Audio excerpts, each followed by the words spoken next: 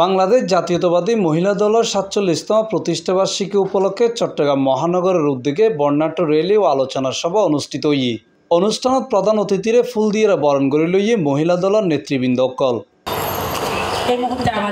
মঙ্গলবার সেপ্টেম্বরের ৯ তারিখ বিকেলে রেলিগো বিএনপি অফিসের সামনে তন কাজী দেউরিয়া আবার পার্টি অফিসের জেরের সংক্ষিপ্ত আলোচনা সভার মাধ্যমে শেষ হই।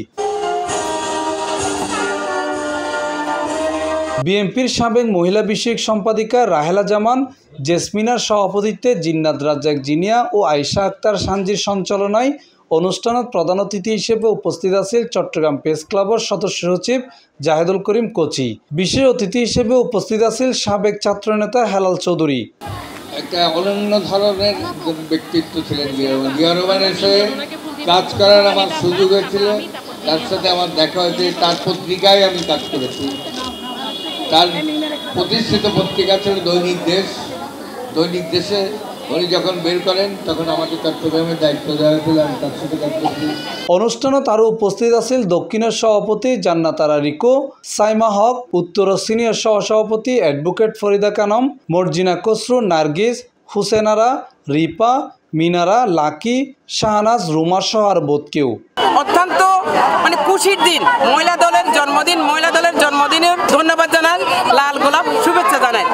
মহিলা কলরে উন্নয়ন করলে, মহিলার থাকলে দেশের উন্নয়ন করলেই দেশের অর্ধেকের নারী, যে কারণ নারী কলরে উনি সম্মান দিয়ে প্রথমেই কিন্তু শুরু করছে ফেসিবাদ নিফাত যাক, গণতন্ত্র মুক্তি পাক।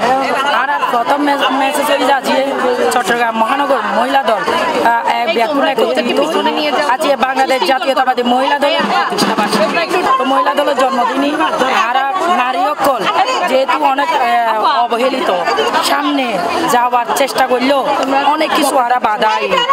আর সাবেক তিনবারের প্রধানমন্ত্রী বেগম খালেদা জিয়া বহিযোগ্য নারী, জিয়া অন্তত পক্ষ গণতন্ত্র উগ্র নারী লড়াই করে গিয়ে আজকের দিনটা 1978 সালে রাষ্ট্রপতি জিয়া রহমান এই 9 সেপ্টেম্বর মহিলা দলের দল গঠন করেছি, জাতীয়বাদী মহিলা দল।